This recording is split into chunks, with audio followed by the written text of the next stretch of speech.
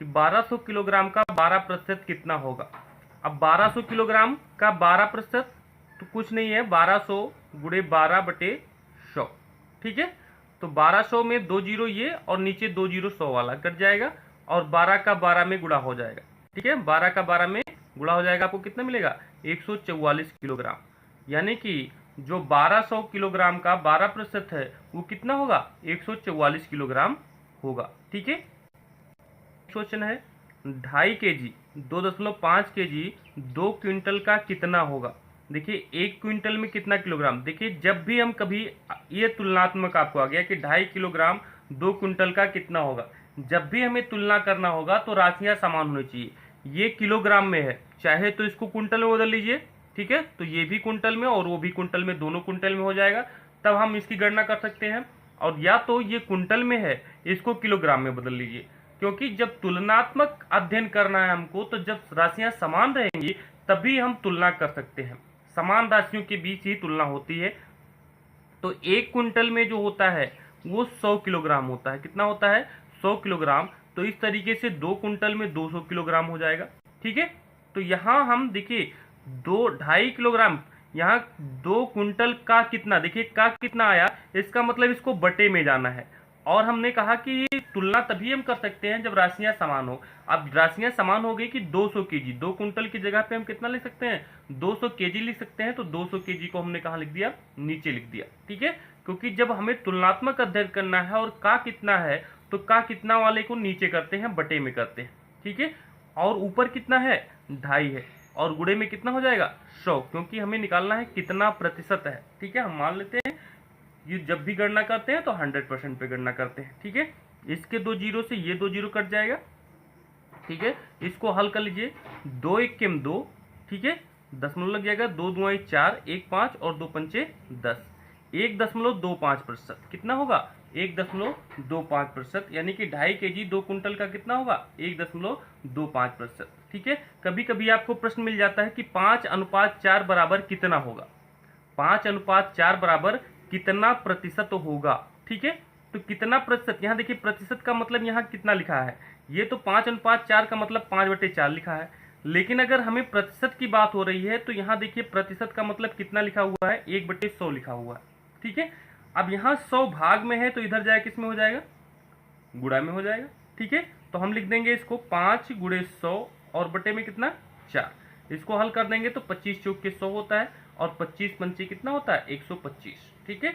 यानी कि 5/4 जो है वो किसके बराबर है 125 के बराबर है, ठीक है।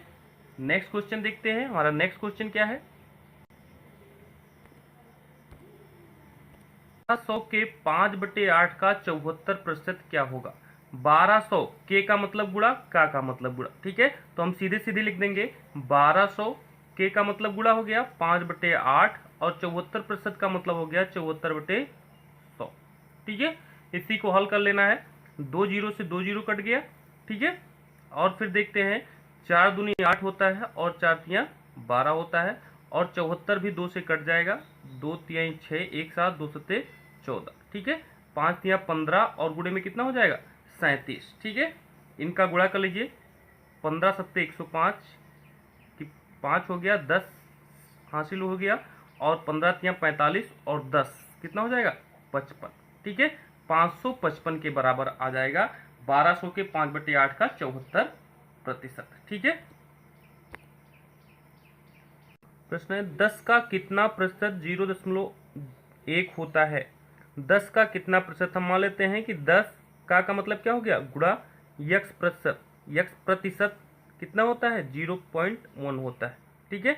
अब प्रतिशत का मतलब क्या हो गया बटे में 100। सबसे पहले ये देख लिया कि 10 आपका गुणे में है तो इधर किस में हो जाएगा भाग में, या आप ऐसे कर लीजिए कि 10 गुणे, ठीक है, यक्स का कितना प्रतिशत, तो यक्स प्रतिशत का मतलब हो गया यक्स बटे 100 बराबर 0.1।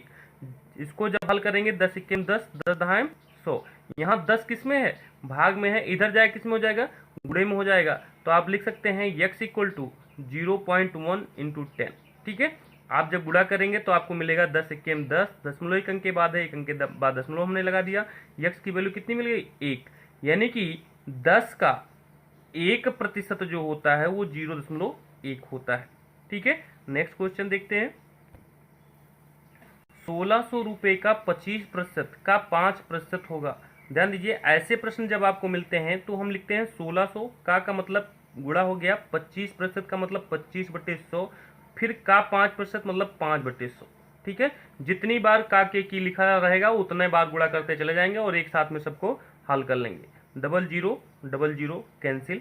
ठीक है, 25 इक्कीम 25, चौक के 100, 4 इक्कीम 4, 4 चौक के 16, टोटल संख्या हमको कितनी मिली, 4 का 5 गुणा कर लीजिए 20। ठीक है, यानी कि 1600 रुपये का 25% का 5% कितना होगा, 20 होगा।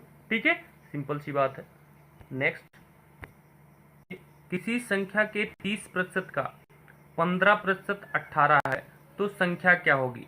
मान लीजिए संख्या यक्स है, यक्स के 30% यानी कि 30/100 का 15% यानी कि 15/100 बराबर कितना, 18। ठीक है, तो संख्या क्या होगी ये पूछ रहे हैं। सबसे पहले हम हल कर लेते हैं, ये 0 से 0 कैंसिल हो जाएगा, 3 इक्कीम 3, 3 छक्के 18। ठीक है, 3 दूनाई 6 और 3 पचे 15 हो जाएगा आपका, 5 इक्कीम 5 और 5 दुआई 10। ठीक है, जो भी संख्या मिली आपको यहाँ बटे में संख्या बची है, और बटे में जो संख्या मिलती है आगे जाकर के उसका क्या हो जाता है, गुणा हो जाता है। तो यहाँ से आपका बचा है 2, यहाँ से भी 2 और गुणे में 100। ठीक है, तो 2 दुआई 4 और 100 का गुणा करेंगे तो हो जाएगा कितना, 400। तो संख्या कितनी हो जाएगी, 400 हो जाएगी। ठीक है, किस विकल्प से मैच कर रहा है, विकल्प डी से मैच कर रहा है, तो विकल्प डी हमारा क्या है, सही है। ठीक है, नेक्स्ट क्वेश्चन देखते हैं कि नेक्स्ट क्वेश्चन हमारा क्या है। नेक्स्ट है 90 का 40% माइनस 40 का 50% धन 50 का 60% कितना होगा। ध्यान दीजिए, 90 का 40%। ठीक है, आप तो एक ये तरीका है कि 90 का 40% मतलब 90 गुणे 40/100 करके निकालिए, 0 2 0 यहाँ से कट जाएगा और 9 चौके कितना मिल जाएगा, 36। चाहे अगर आप यहाँ 1 0 यहाँ देख रहे हैं, 1 0 यहाँ, दोनों मिला करके 2 0 हो रहे हैं, तो आप इन दोनों का डायरेक्टली गुणा कर लीजिए। ठीक है, ये 60 तरीका आपका है, दोनों का डायरेक्टली गुणा करेंगे तो उसका मान आपको मिल जाएगा 9 चौके 36। इसी तरीके से 1 0 2 0 यहाँ पे है तो इन दोनों का डायरेक्टली गुणा कर लीजिए, आपको मिल जाएगा 4 पंचे 20। और प्लस में देखिए 1 0 यहाँ पे 1 0 यहाँ पे है तो इन दोनों का आपस में गुणा कर लीजिए, 5 के कितना मिल गया, 30। ठीक है, सबसे पहले हम क्या करते हैं, प्लस करते हैं, सबसे पहले हम जोड़ते हैं।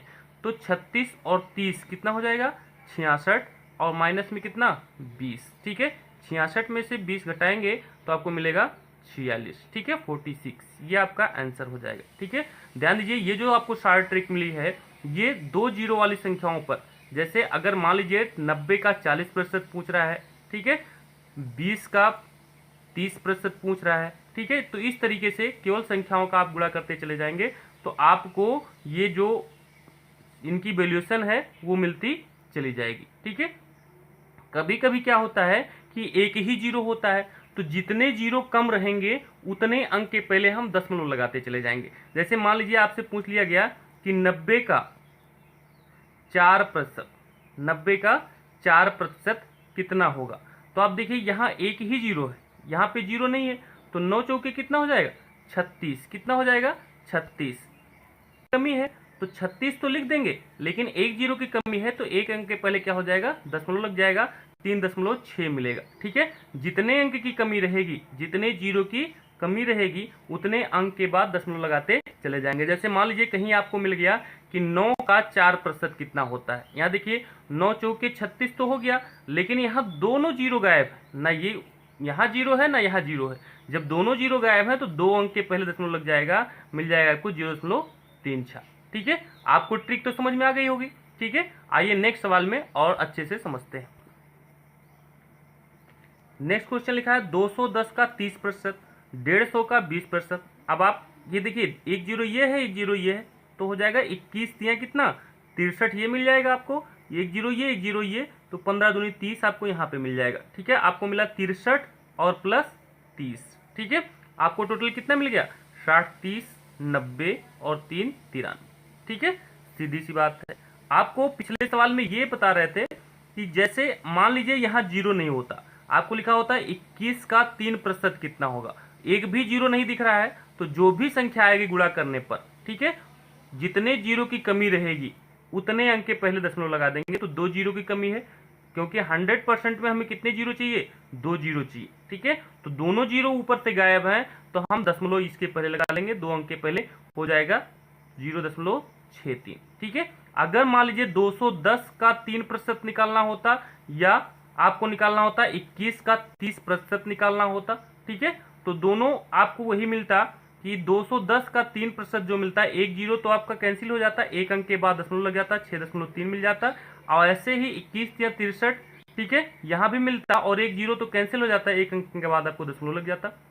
ठीक है, तो इस तरीके से ट्रिक मेथड से भी हम सवाल को हल कर सकते हैं। जो हमारे परसेंटेज के क्वेश्चन होते हैं, एक ही लाइन में हम ट्रिक से हल कर लेंगे। ठीक है, नेक्स्ट क्वेश्चन देखते हैं। नेक्स्ट क्वेश्चन हमारा क्या है, 80 का 80% होता है, 80 का 80% कितना होगा। ठीक है, मोस्ट इंपॉर्टेंट प्रश्न, ध्यान दीजिए, 80 का 80% कितना होगा। तो 80 का कितना, ठीक है, 80 का 80% कितना होगा। ठीक है, सॉरी, 80 का 80 कितना प्रतिशत होगा, क्वेश्चन ये है आपका। 80 का 80 कितना प्रतिशत होगा, कितने की बात कर रहे हैं, तो आपको पता है कि जो संख्या हमें दी गई है वो, और जिसके साथ का कितना जुड़ा हुआ है, ठीक है, उसको बटे में करते हैं, और गुणे में क्या, 100%, गुणे में क्या, 100%। ठीक है, 80 से 80 कैंसिल हो जाएगा, कितना मिल जाएगा आपको, 100%। 80 का 80 कितना है, 100% है। ठीक है, आपको भी मालूम है कि 80 में 80 अगर मिल रहा है तो 100% आपको मिल रहा है। ठीक है, नेक्स्ट क्या है देखते हैं।